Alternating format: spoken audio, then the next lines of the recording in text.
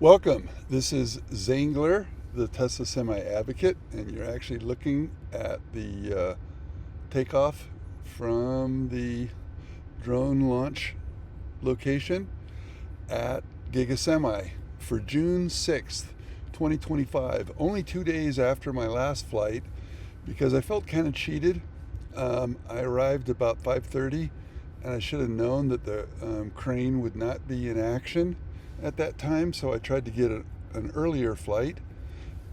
I did get an earlier flight, but alas, the crane has been repositioned, but has also been put to bed.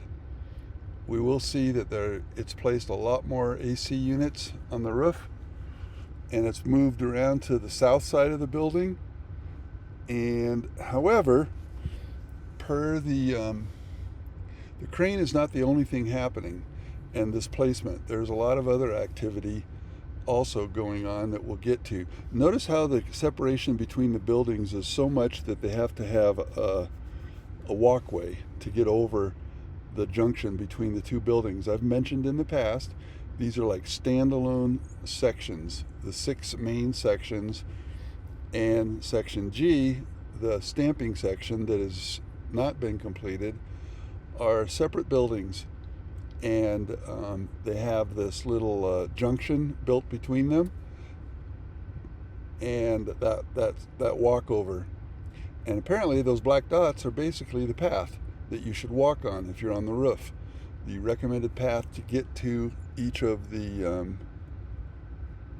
staircases or bridges, whatever you want to call them, the walkways to get over the junctions to the next section. They have not put semi on the roof yet, or iWest, depending on if you're facing it from the south or from the north. And if you get that joke, then you get it, and if you don't get it,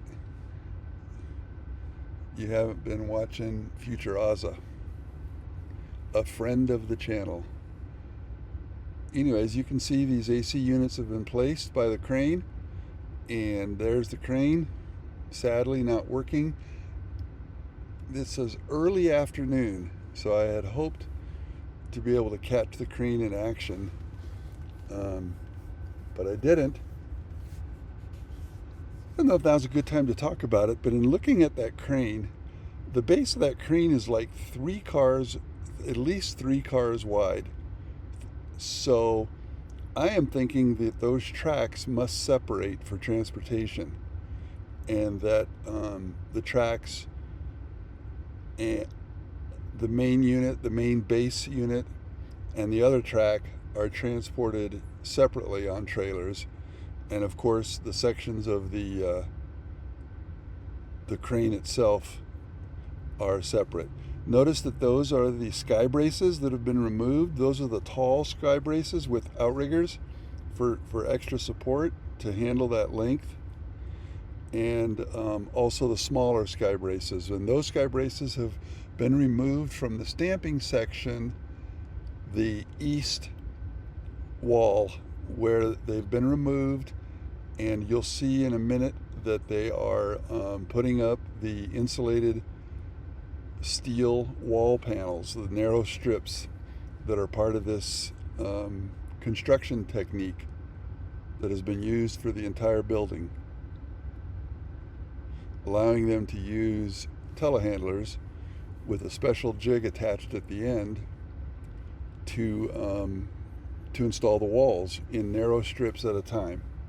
You can see the seams of those strips on that wall, and in a minute, I hope, if I recall, we'll be seeing the wall panels being installed on the eastern wall of the stamping section. So here's the truth. I've mentioned this before. What's coming up is when I'm flying the drone, I have a very small screen, and I did not notice this activity until viewing it later on my laptop. But you can see they've begun to go from right to left, and they're in the middle of installing one of those wall panels. Had I actually known when I was flying it, had I seen that, I would have paid more attention and lingered a little bit. But you notice that edge has all of the sky braces removed, and I wanted to get a good look, if I could, at what is going on inside at the stamping section footings. You can see that white, I believe, concrete's been poured, and that is a cover for curing.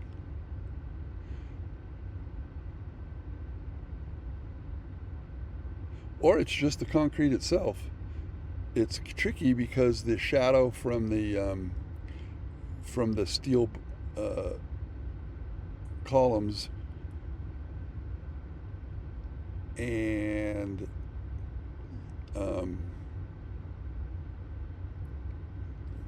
cat's got my tongue here. Anyway, the steel structure is showing those stripes. I think I'm going to stick with those sheets to allow the concrete to cure.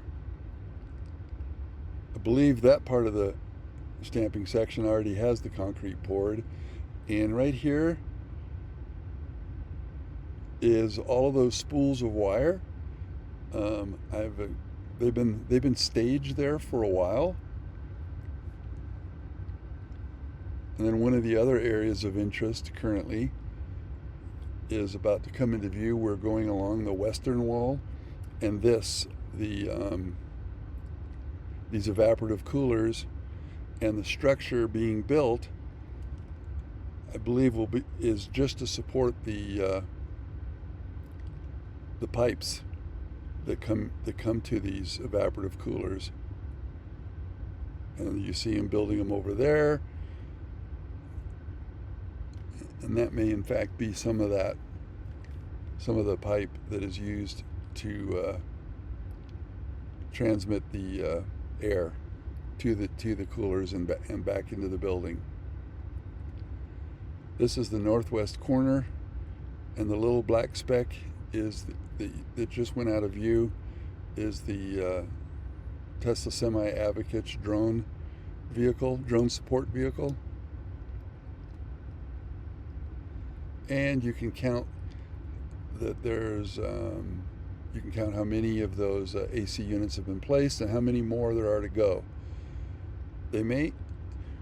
So obviously I analyzed too much, but I'm wondering if where they're placing the air conditioning units first is a clue that informs where the major activity on the assembly line is.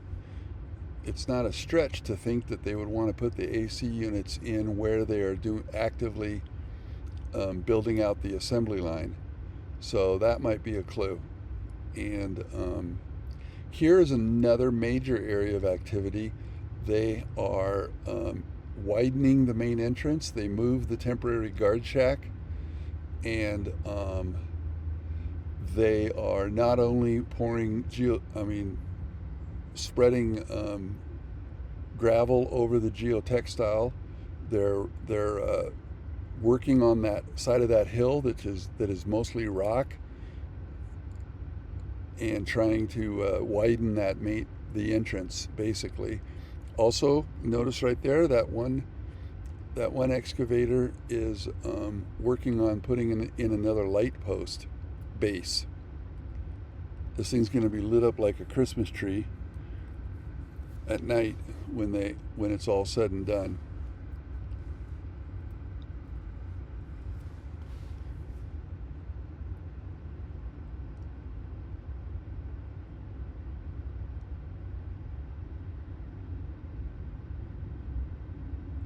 This will be after we travel to the right a little bit, you'll see that there actually quite a bit of asphalt has been laid.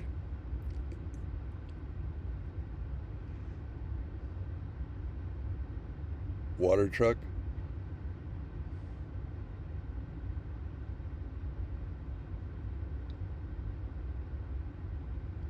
quite a bit of activity. And there you can see the asphalt road that has been poured or laid from the from Gigafactory 1, Legacy Giga, Nevada, I like to call it, and down to here, which we've seen on the plans, where the people attempting to enter from the south end entrance will be able to go through the guard shack and then either go left to Gigafactory 1 or right to Giga Semi. This thing is really taking shape.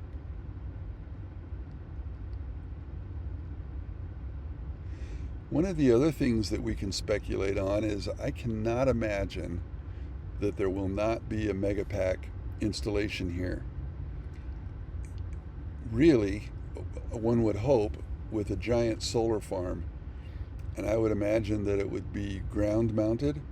So I thought maybe the Megapack would go up here, and then they got that whole side of the mountain there, east facing, a little bit south, but mostly east facing, to get the afternoon sun to feed the Megapack. Also, where this dirt is my secondary speculation, where all those little piles of dirt are, I'm kind of leaning towards that as being a Megapack installation.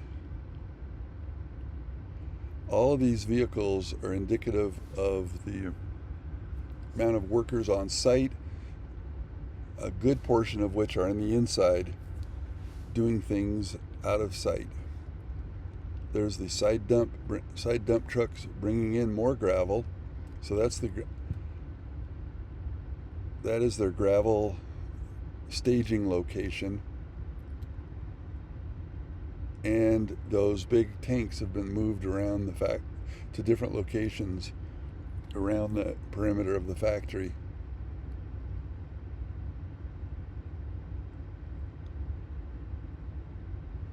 That is the mega. If you haven't been following, that's where the mega chargers will go in. And as I've mentioned, I believe that the Tesla semis are overcrowded at the existing mega charger up at Legacy Giga Nevada, and that they will be using that mega charger site long before the factory is done to charge their expanding fleet of Tesla semis that are both being having miles put on them from the engineering division to test the reliability of the Tesla semi, and also the mini production Tesla semis used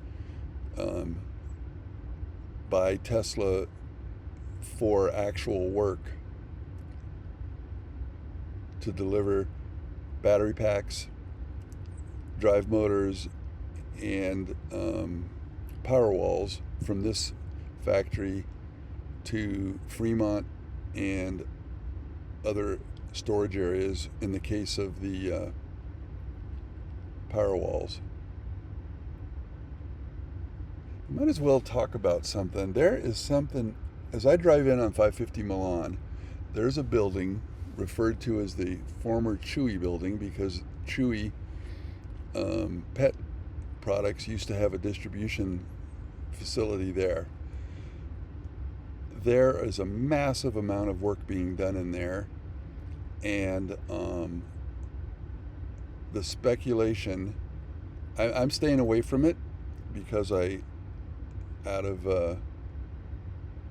respect for Tesla, but I do think that may have something to do with the CATL battery line.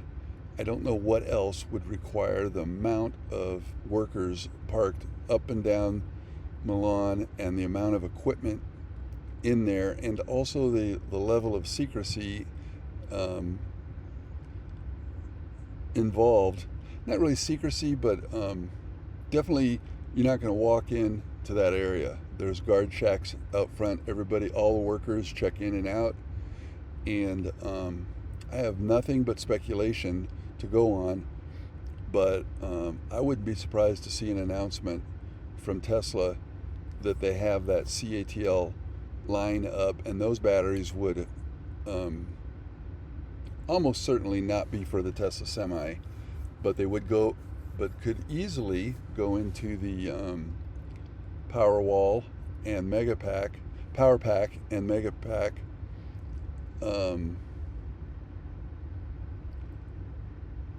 and relieve the demand for 2170s that are built here and put into Powerwalls and or shipped over to the Megapack facility, and thereby allowing freeing up production for the high volume of 2170s they're going to need for the Tesla Semi. Speaking of the Tesla Semi, here is the big dog Tesla Semi. We've kind of been ignoring it a little bit lately, but wanted to come over and check it out. You may remember they left an Easter egg there for the viewers. Haven't seen anything else, but I haven't really been checking regularly. Here's a really good look at the Nevada geology. Again, these light posts are all over the facility, and they have little solar panels on the top of each one, and I'm guessing that's not really for power, but more for triggering day and night, off and on. Here's a really neat look at the Tesla Semi, the big dog Tesla Semi, standing guard over the Giga Semi factory construction. There's the crane, and to the left, all that material are the wall panels that will complete the stamping section. This, as per the title, this is the machine in the background that will build the machine, the Tesla Semi, in the foreground. And all of the machines that we've been seeing around it are machines that are building the machine that will build the machine.